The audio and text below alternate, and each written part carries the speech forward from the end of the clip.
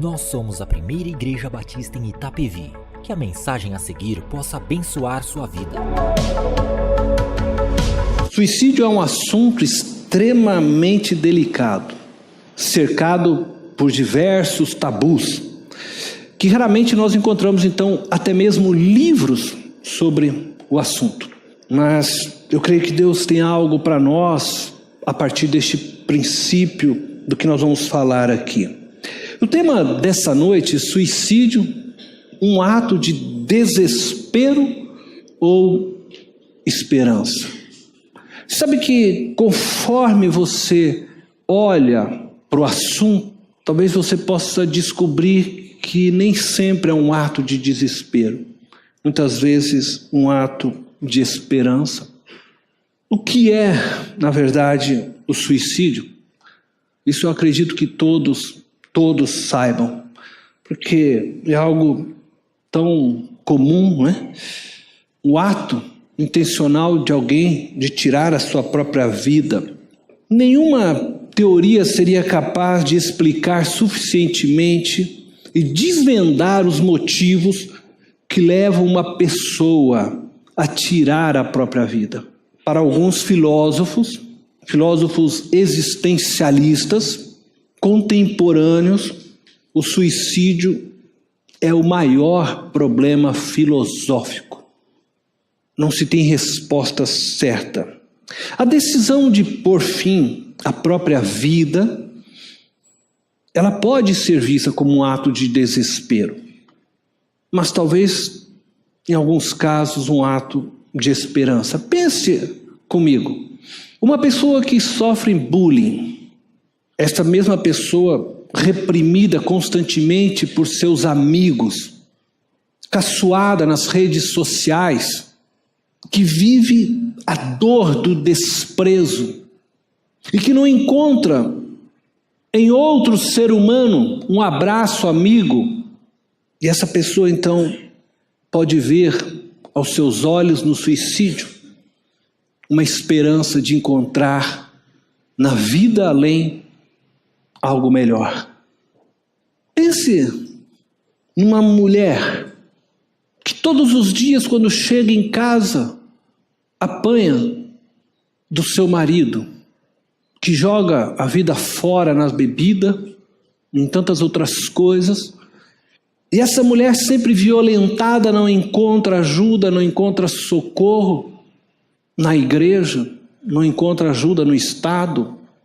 Essa mulher pode sim tirar sua vida num ato de desespero, mas talvez também num ato de esperança de que a vida no porvir lhe seja melhor.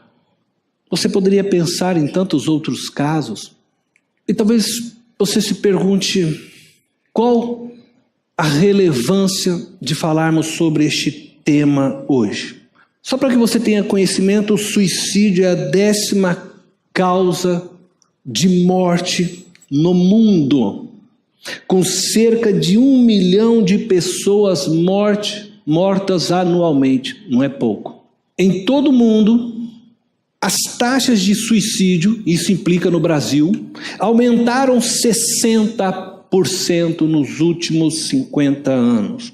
O Brasil é o 8º país com o maior número de suicídios no mundo, segundo o ranking divulgado pela OMS, Organização Mundial de Saúde, em 2014. Por isso é relevante falarmos disso, por isso é importante falarmos.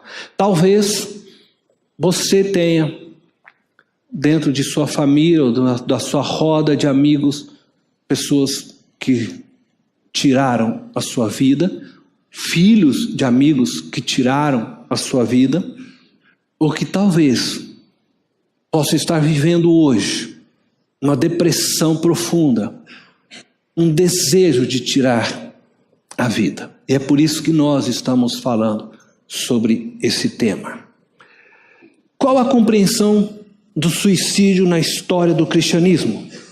Na maioria das escolas do cristianismo, o suicídio é considerado um pecado, baseado principalmente nos escritos de influentes pensadores da Idade Média, como Santo Agostinho e São Tomás de Aquino. Santo Agostinho e São Tomás de Aquino foram defensores de que o suicídio era um pecado e que não podia ser aceito pela igreja. E foi no século VI depois de Cristo, no início da Idade Média, que a igreja então decidiu tomar uma posição a respeito do suicídio, estabelecendo leis contra esta prática. Veja, a igreja criou leis contra esta prática. São Tomás de Aquino, assim como São Agostinho, eles basearam toda a defesa deles que suicídio é pecado, baseado no texto de Êxodo, capítulo 20, verso 13, não matarás.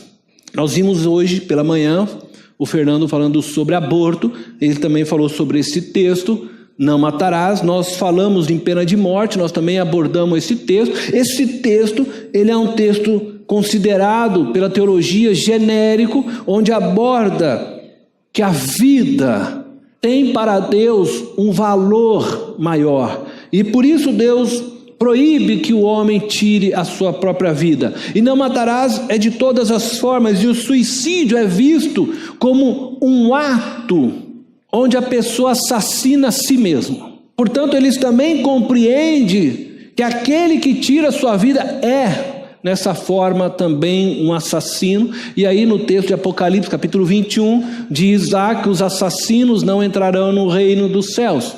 De tal forma que então a compreensão da igreja sempre foi que aquele que tira a sua vida não tem perdão. Era uma afronta a Deus. O mandamento diz: não matarás, e aquele que faz está indo contra este mandamento. Sabe que na Idade Média, e acho que por um longo tempo, a igreja havia criado algumas regras para aqueles que tirassem a vida, visando desencorajar uma pessoa a tal coisa. E entre essas regras, uma delas era que aquele que se suicidasse não podia ser enterrado. E as famílias sofriam, né? Porque o corpo ficava jogado para que as feras e as aves comessem. E aquela pessoa era vista dessa forma como alguém amaldiçoado. E por muito tempo, então, isso virou um tabu, porque isso foi pegando, vamos dizer assim, se transformando dentro da cultura. Então, aquele que tirasse a vida era uma vergonha, uma afronta, um amaldiçoado. E os pais tinham vergonha de dizer que um dos seus filhos ou alguém da sua família tirou a própria vida. Dentro da Bíblia nós temos alguns casos de suicídio. Eu quero só apresentar, eu não vou ler os textos, eu vou apresentar para vocês, para que eu possa depois percorrer um pouco mais em outro assunto. Mas veja só, no Antigo Testamento nós temos 4 casos. Depois você pode ler, se você quiser anotar o texto. O rei Saul. Saul havia entrado numa guerra contra os filisteus e ele foi derrotado. E para que ele não caísse nas mãos dos filisteus e dessa forma não fosse envergonhado, ele pede para que o seu escudeiro o matasse. Mas o seu escudeiro não fez. Ele disse: eu não vou fazer isso ao meu rei. Então ele mesmo se lança sobre a espada. O outro que fez isso foi o próprio escudeiro. Ao ver que o seu rei tirou a sua própria vida, este também foi e tirou a sua vida. Outro caso na Bíblia é o caso de Aitofel. Este talvez não seja muito conhecido de nós, mas Aitofel, ele aconselhou Absalão, filho do rei Davi, para preparar uma armadilha para vencer Davi. E ele era um homem sábio, e ele preparou, claro, um conselho muito bom. E Deus intervém para que Absalão não desse ouvido ao conselho de Aitofel. Dessa forma, Deus tentando proteger a Davi. E Absalão não dá ouvido realmente. E por Absalão não ter dado ouvido ao seu conselho, e ele então ciente, claro, de que Davi venceria Absalão, ele retira a sua própria vida. E outro caso muito conhecido é de um homem muito forte chamado Sansão. Sansão causou sua própria morte ao provocar a queda do templo, onde os inimigos, que eram também os filisteus, os mesmos que haviam vencido o rei Saul, o mesmo povo, haviam colocado ele para ser motivo de zombaria, e Sansão ora a Deus. E a sua oração é que Deus lhe devolvesse a força para que ele pudesse matar aqueles homens ali e dessa forma se vingar. Ele usa esse termo, e ao mesmo tempo ele fala para Deus, e que eu morra aqui junto com eles. Ele sabia que ao derrubar aquelas colunas, todo o templo desabaria e ele morreria. Para muitos, uma morte, talvez um suicida heróico. Assim, talvez como a gente ouve falar daqueles heróis japoneses, que pegavam seus aviões, kamikaze, não é isso? E lançavam sobre os seus inimigos. Para muitos, Sansão foi um homem, talvez dessa forma, que desejando vingar-se em nome de Deus, ele acaba se matando também dessa forma. Sansão aparece na lista dos heróis da fé, mesmo tendo ele, nesse sentido, se matado junto com aqueles homens, mas a Bíblia o coloca como um dos heróis da fé. O que para muitos indica que talvez o suicídio não deva ser considerado para muitos como sem salvação, visto que Sansão mesmo foi contado entre os heróis da fé. No Novo Testamento nós temos um caso, esse bem conhecido, aquele que traiu a Jesus, Judas, Bom, os textos estão aí, você depois pode ler, mas o que eu quero hoje com vocês é conversar um pouco sobre outro tema. Pode um cristão cometer um suicídio? E antes de dizer sim ou não, nós precisamos reconhecer que muitos cristãos têm cometido suicídio. Muitos cristãos, e muitos entre eles pastores. No ano de 2017, vários pastores tiraram a sua vida. Homens que se encontravam em depressão por diversas razões, mas vários pastores tiraram a sua vida. 3 deles foram, eu diria assim, alarmantes, de forma que se espalhou por YouTube, se espalhou por diversos meios, revistas. 2 pastores da Assembleia de Deus e uma pastora da Igreja Quadrangular.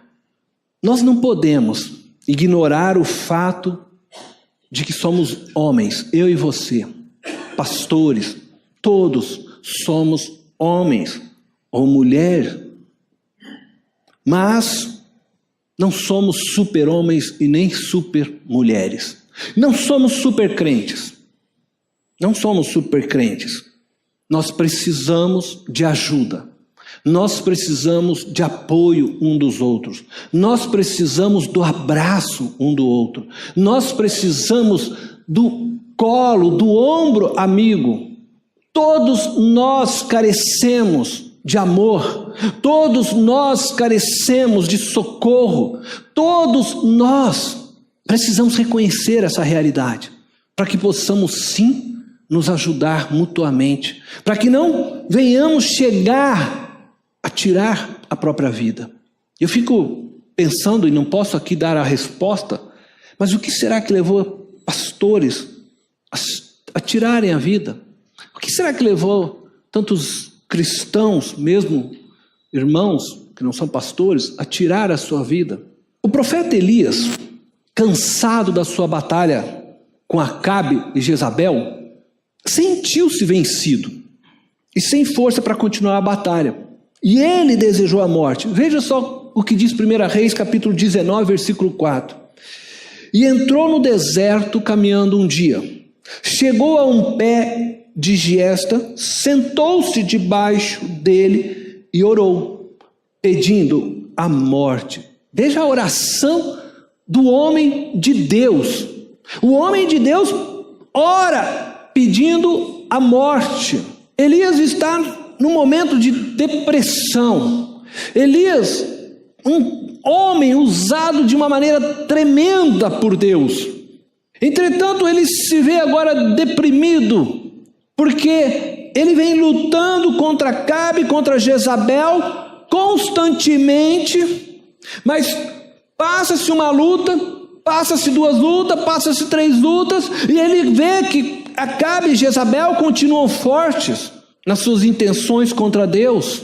Elias é aquele homem que orou a Deus no monte e caiu fogo do céu e lambeu, segundo a palavra de Deus, o holocausto que havia sido oferecido, e diz o texto que lambeu porque haviam jogado muita água sobre aquele holocausto, e o fogo vem e lambe toda aquela água e todo aquele holocausto.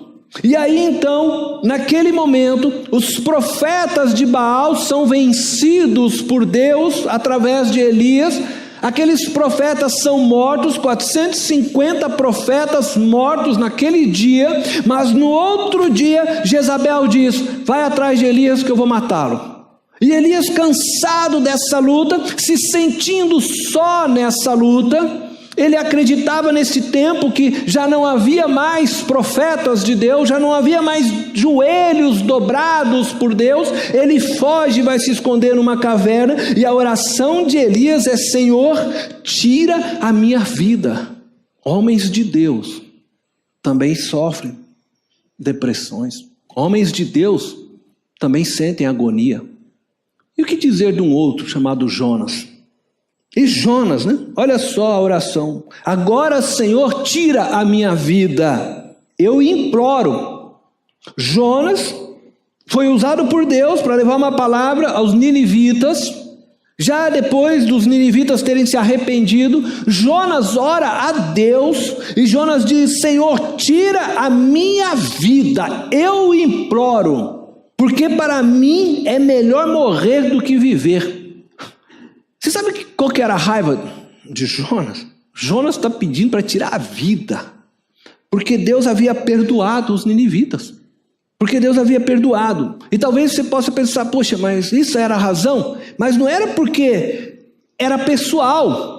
Porque uma vez que Deus perdoou os ninivitas, e Deus então retirou a sentença de morte sobre aquele povo, agora ele, Jonas, que havia pronunciado a sentença de morte, ele fala: ah não, agora eu vou passar esse vexame.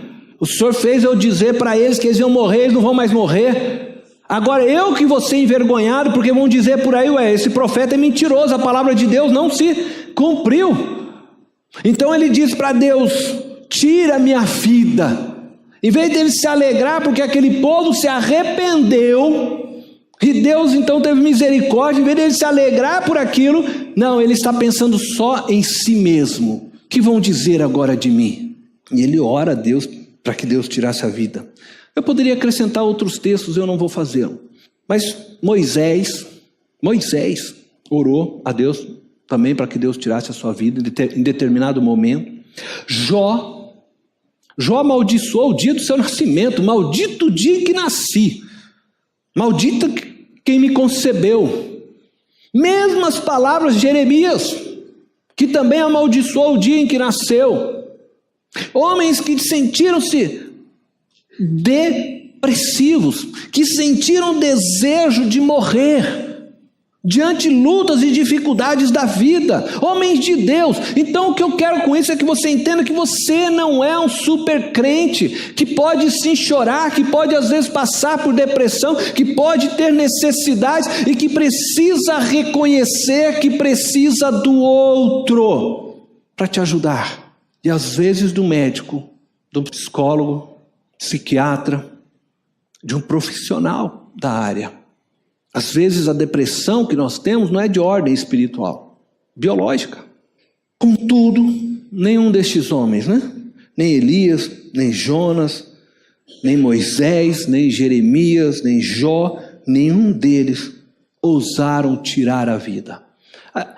Eles oraram e clamaram a Deus, que Deus tirasse a vida, mas nenhum deles ousaram tocar na sua própria vida, porque eles sabiam que a vida era um presente que Deus lhes havia dado, e que a vida pertence a Deus, e que eles não podiam tocar na vida. Por isso sim, eles oram a Deus, mas eles não tocam na sua vida. Então eu levanto a pergunta de novo: pode um cristão cometer um suicídio? A resposta é não. Não pode. Embora nós temos casos de cristãos que estejam ou que cometeram, mas não pode. Não temos o direito de tirar a nossa vida, porque a vida é preciosa aos olhos de Deus. Nenhum homem, nenhuma mulher, independente de ser cristão ou não, tem o direito de tirar sua vida. Eu vou tentar aqui então responder uma outra pergunta. Um suicida pode ser salvo? Eu disse para vocês que na Idade Média, Santo Agostinho, São Tomás de Aquino apresentaram que o suicida é um pecador. E se entendia naquele tempo que ele não tinha salvação, afinal de contas, não tinha tempo para se arrepender, né? Ele foi lá, matou, cometeu o pecado, acabou. Agora não tinha mais como ele se arrepender, e isso foi então feito, como eu disse, pela própria igreja, ensinado, proclamado, e de tal forma então agora que até mesmo não podia se enterrar aquela pessoa por considerá-la maldito. Que fique claro o que eu quero dizer: suicídio é pecado. Suicídio é pecado. Suicídio é uma transgressão contra aquele que nos deu a vida. É uma transgressão, uma afronta ao próprio Deus que nos deu a vida. É como você dizer para Deus: não gostei do que o Senhor me deu, não gostei da vida que o Senhor me deu. Seja por desespero ou por um descontrole emocional, mental, um suicida, ele peca por não crer na intervenção divina sobre a sua história. O grande pecado do suicida é não acreditar que Deus Todo-Poderoso, Criador da vida, pode mudar a sua história se ele se render a este Deus, se ele deixar este Deus conduzir a sua história. Ele peca ao recusar a vida do Criador. E eu não estou falando aqui, quero deixar isso bem claro, da vida circunstancial. Eu não estou dizendo de uma vida porque ela não foi dada por Deus. Uma mulher apanhar do seu marido todos os dias não foi a vida que Deus deu. Não entenda dessa forma. Uma filha que é violentada pelo seu pai não foi a vida que Deus lhe deu. Essas circunstâncias são geradas pelo pecado que habita no ser humano, que não tem nada a ver com o projeto de Deus. E quando uma pessoa chega ao ponto de tirar a sua vida, ela está tentando se livrar dessas circunstâncias que lhe ferem, que lhe rasgam o coração, que lhe humilham. Mas Deus tem uma proposta diferente para sair dessa circunstância. Não tirando a vida, mas Deus tem em Cristo a solução. E tem na igreja o instrumento para resgatar estas vidas. Em você que está me ouvindo. E você é a esperança para o mundo. Por isso Cristo diz: vós sois luz do mundo. No mundo cristão, é fácil a gente notar como são lembrados aqueles que suicidam. Na maioria das vezes, são vistos como excluídos da salvação. E por essa razão, até mesmo os familiares, ainda hoje cristãos, tentam ocultar a causa real da morte de um parente suicida. Mas eu quero ler a palavra de Deus e quero avaliar com você: será que realmente é verdade que um suicida não pode ter salvação? A Bíblia não diz, preste atenção agora no que eu vou dizer para você, a Bíblia não diz em lugar algum que um suicida não tem salvação. Mas a Bíblia também não diz em lugar algum que um suicida tem salvação. Só que a Bíblia nos apresenta um caminho, uma doutrina, uma estrada a respeito da salvação. Os teólogos chamam de soteriologia, né? A doutrina da salvação. Então, eu preciso olhar para essa estrada para avaliar a partir daquilo que Deus me revelou, se realmente faz sentido dizer que um suicida não tem salvação.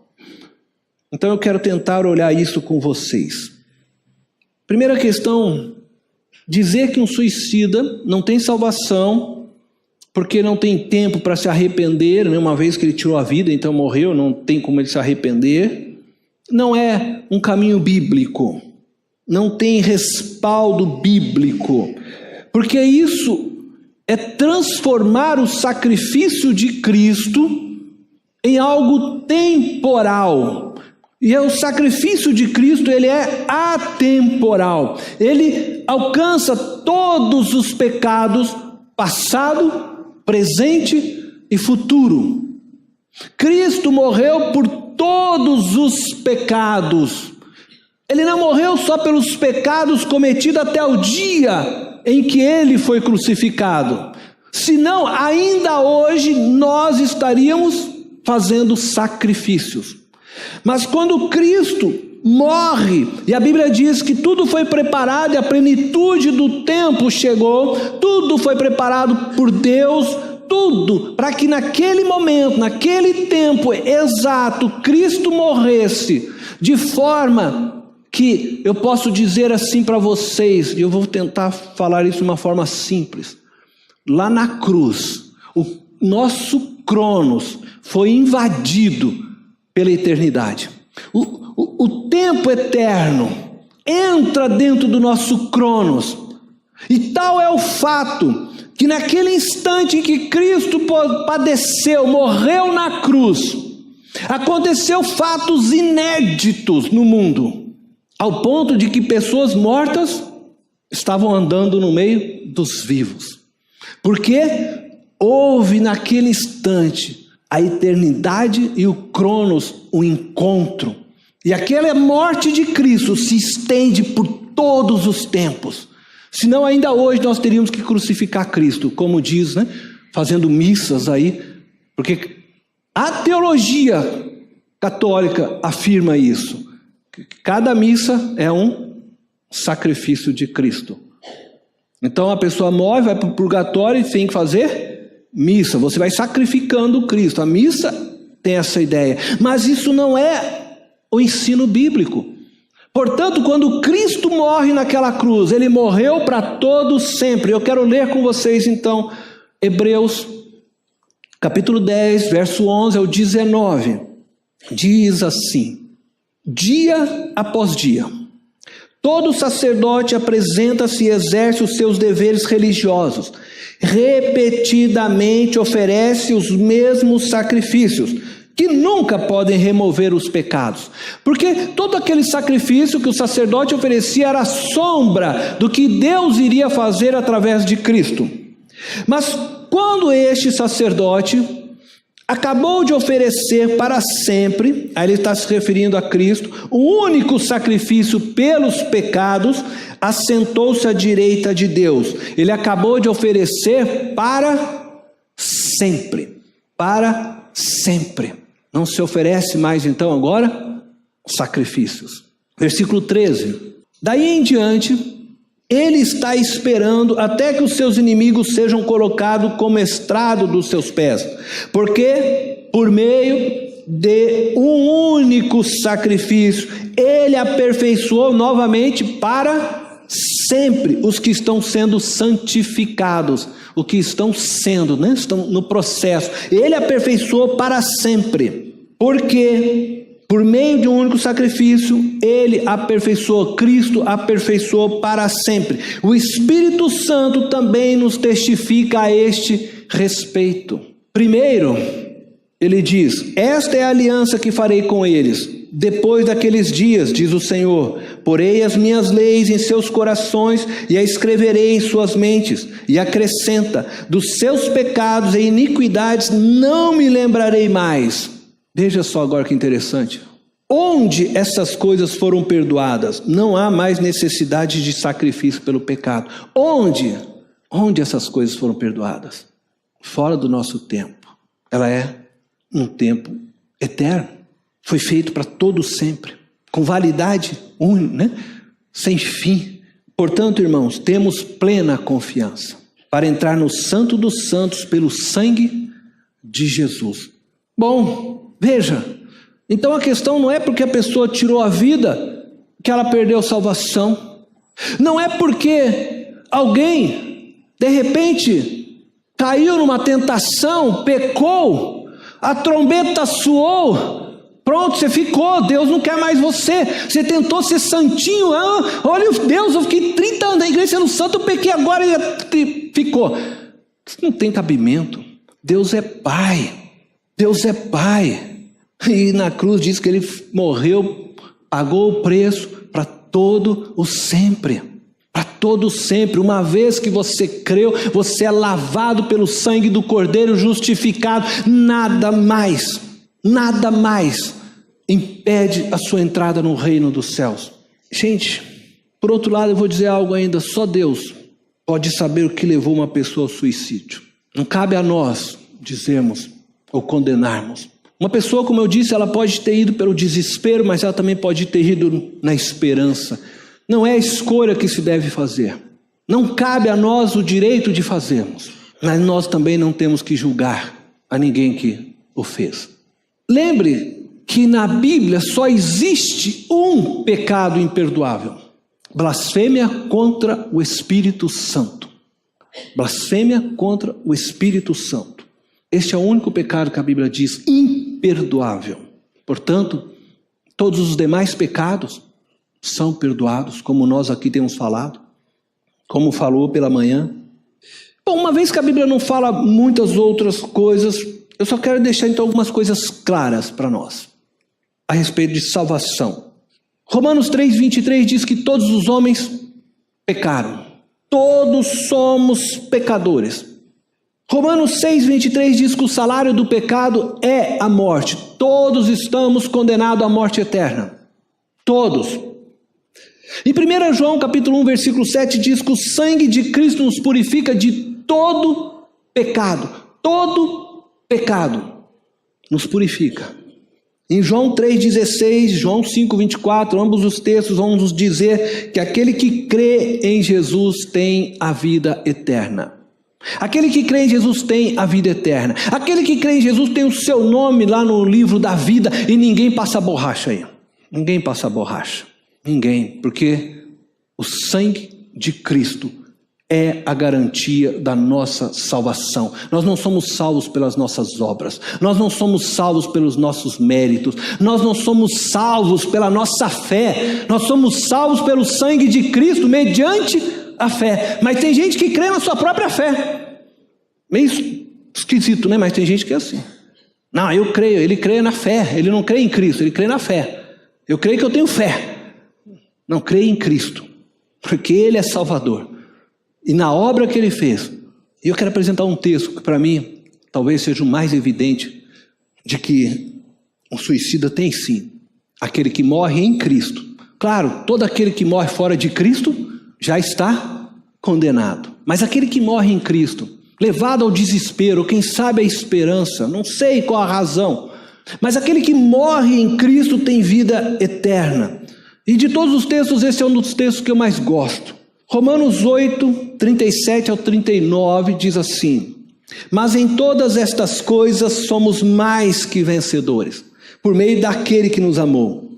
Pois estou convencido de que nem morte, nem vida. Ele está pegando extremos, né? Nem a morte, nem a vida pode tirar. Sabe, tem gente que se perde na vida. Outro se perdeu lá na morte, mas tem gente que se perde na vida. Mas nem morte, nem vida pode nos separar do amor de Deus. Nem anjos, nem demônios. Nem o presente, esse tempo, nem o futuro.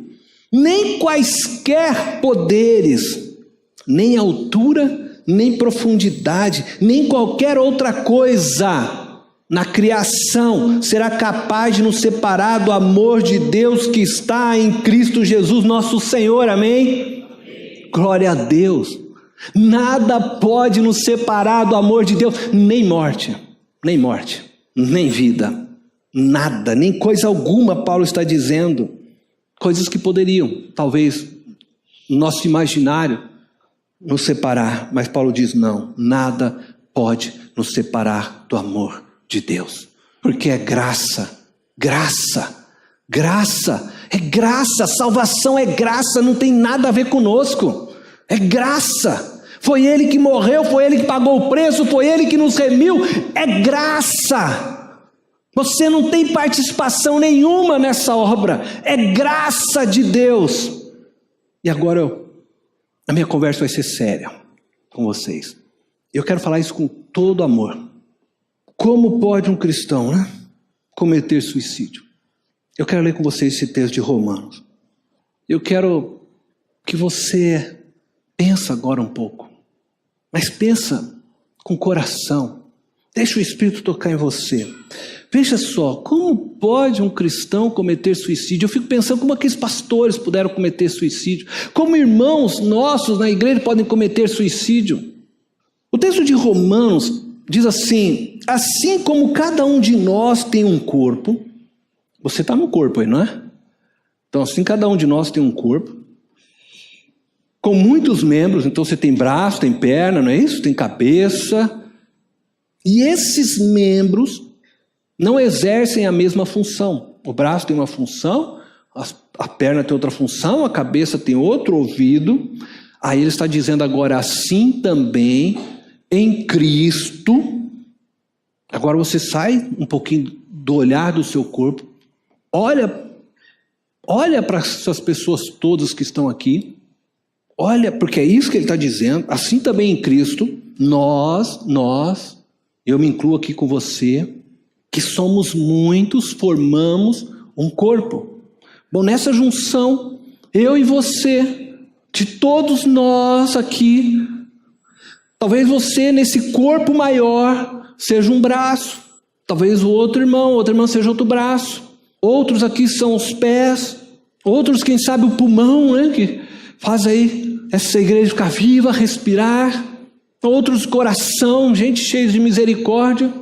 Mas é você que está aqui, que Deus colocou nessa igreja. Preste atenção, você é membro desta igreja, você é membro deste corpo aqui, e pessoas morrem, pessoas padecem porque eu vou continuar lendo antes de falar. Cada membro está ligado a todos os outros. Você não está separado de mim, você não pode estar separado do outro aqui. Você não pode ser um membro que está separado, porque eu tenho aqui só esse grupo, eu tenho este outro grupo. Você não pode. Nós estamos todos ligados, é isso que diz, cada membro está ligado a todos os outros.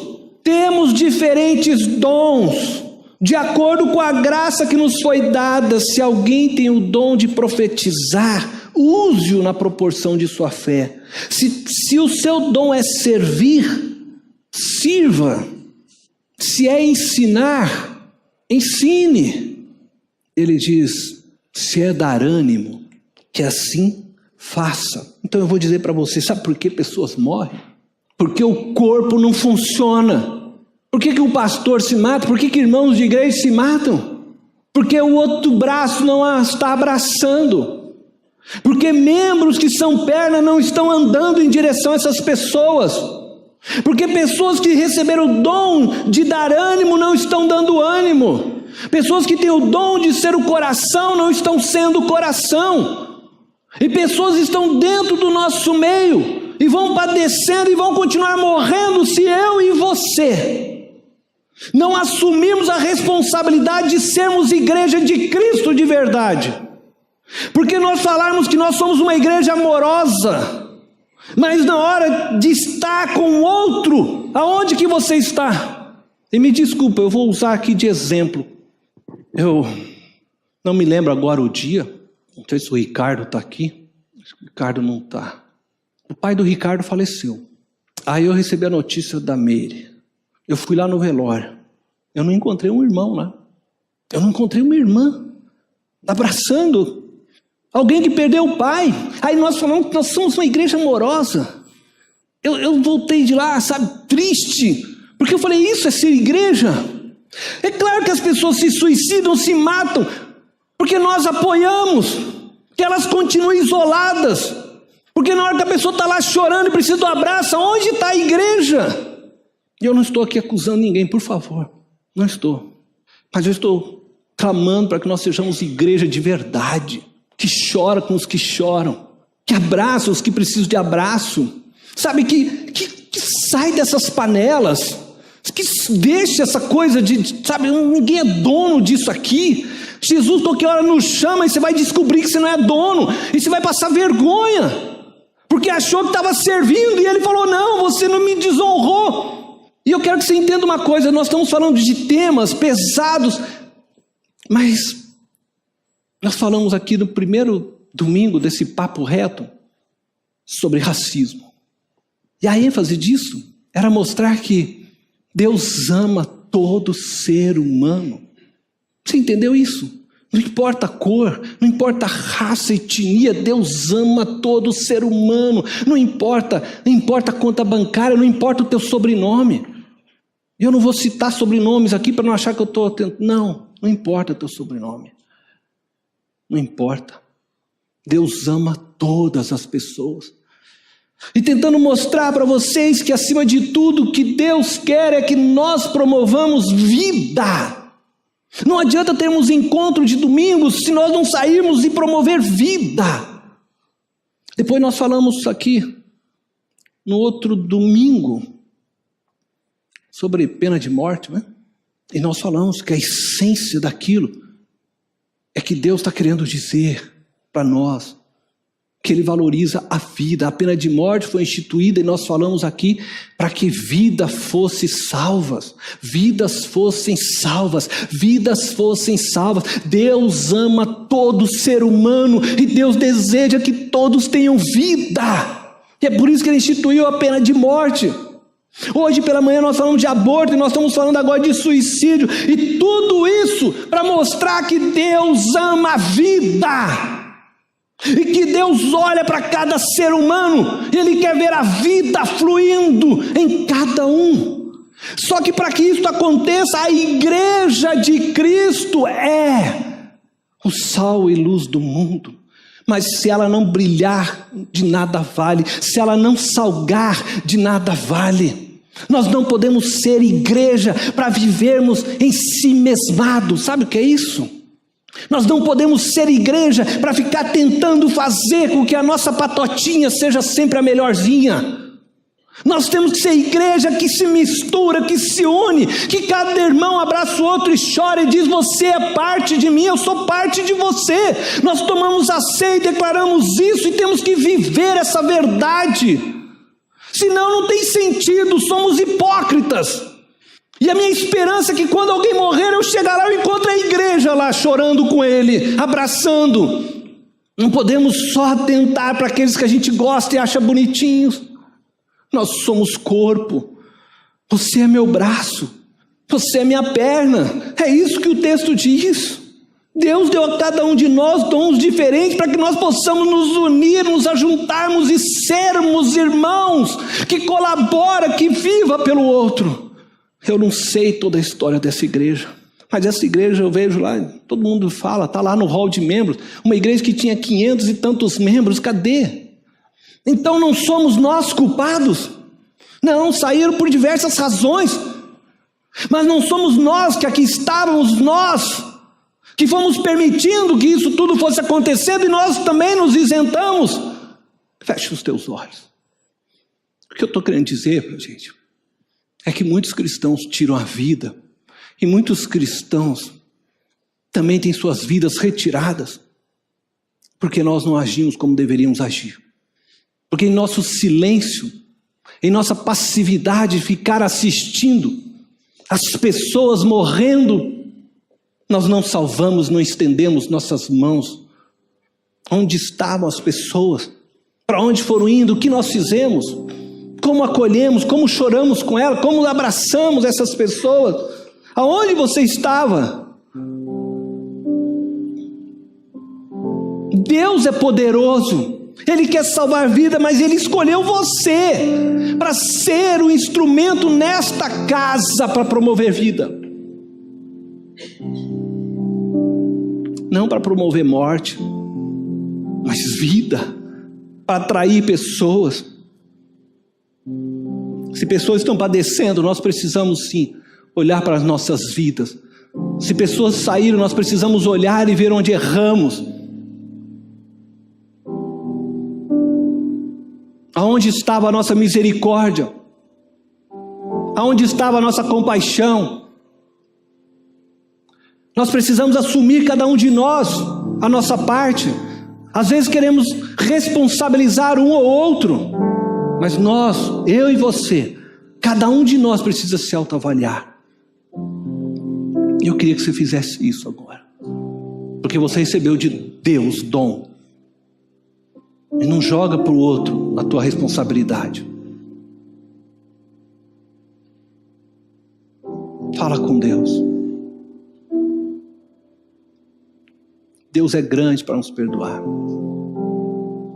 Deus é grande para nos abraçar, e eu sei que Ele quer te abraçar nessa noite. Deus te ama, querido. E eu espero em tudo isso que a gente comece a promover vida, que a vida de Deus flua por meio de mim e de você, para esta cidade, para esta igreja. Eu não quero mais ouvir histórias de pessoas que estão indo embora feridas, mas de pessoas que estão chegando e sendo salvas, de histórias de restauração. Eu quero ouvir histórias de casamentos restaurados, de pessoas que estavam perdidas, encontrando luz, abraços, carinho. Eu quero desafiar você hoje, você que está aqui, porque Deus te trouxe aqui, porque é com você que Ele quer falar. Sabe, se você está aí no teu coração e fala: Deus, eu quero fazer parte da história do Senhor nesta igreja. Eu quero fazer parte, Senhor, dessa história de restauração. Eu quero, Senhor, ser sim um membro neste corpo vivo que gera vida. Você está aqui, você está entendendo isso, porque nós estamos aqui falando que Deus é Deus de vida. E se você está cansado, quem sabe, de estar sentado neste banco e não está promovendo vida, e hoje você quer tomar essa decisão, fala: Deus, eu quero ser alguém que promova a vida, e eu quero fazer parte disso. Eu quero desafiar você, porque eu quero orar por você, assim como eu quero orar por mim também nessa oração, porque eu quero ser um instrumento de Deus junto com essa igreja para gerar vida. Eu quero chamar você para vir aqui. Eu quero orar por você. Eu quero orar por aqueles que querem ser instrumentos de vida. De vida. Eu desafio você a vir aqui. Se Deus falou com você, senão não precisa.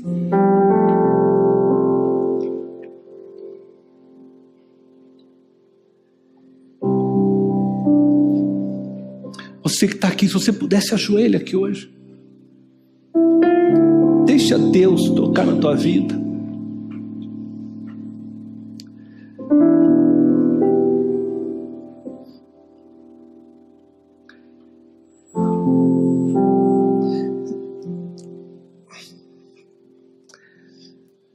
Deus amado eterno, nós estamos aqui, Senhor, tua igreja. É tua igreja.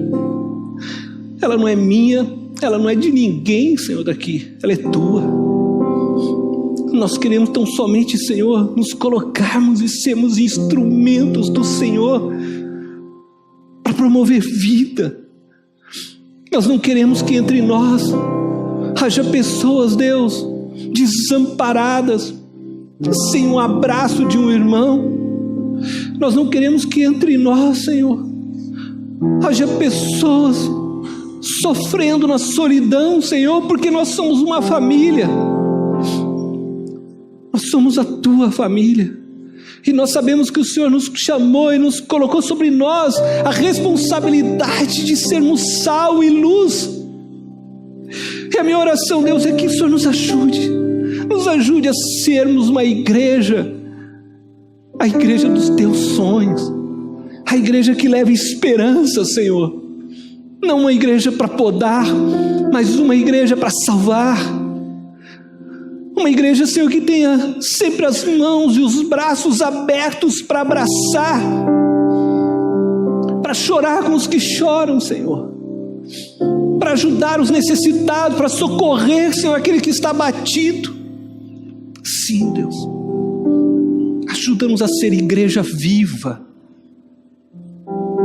Traz, Senhor, mais pessoas a este lugar. Não me importa, Senhor, que elas venham cheias de pecado, porque o Senhor morreu pelo pecador. Que elas venham como estão, Senhor, mas que nós possamos abraçar sem medo, nos lançarmos em amor, como o Senhor deseja. Senhor, abençoa essas vidas que se ajoelharam diante de Ti nessa noite, essas vidas que estão dizendo: Senhor, faz de mim um instrumento para produzir vida para o Teu reino. Que o Senhor Deus possa aperfeiçoar o dom de cada um deles, que o Senhor possa usá-lo, Senhor, de uma maneira extraordinária, que a graça do Senhor seja sobre eles hoje e sempre, Deus. Essa é a minha oração. Que a unção do Senhor transborde através dessas vidas, assim como o Senhor usou Pedro, Paulo, assim como o Senhor usou Davi, assim como o Senhor usou tantos homens na história. Sejam esses homens e mulheres também hoje usados por Ti, Deus, para conduzir, Senhor, a Tua igreja a levar vida a todo aquele que carece, amor a todo aquele que está com o coração ferido, cheio de ódio, amarguras, tristezas. Cura, Senhor. Assim seja, Deus. No nome de Jesus nós oramos. No nome de Jesus. Amém, Senhor. Amém, Jesus.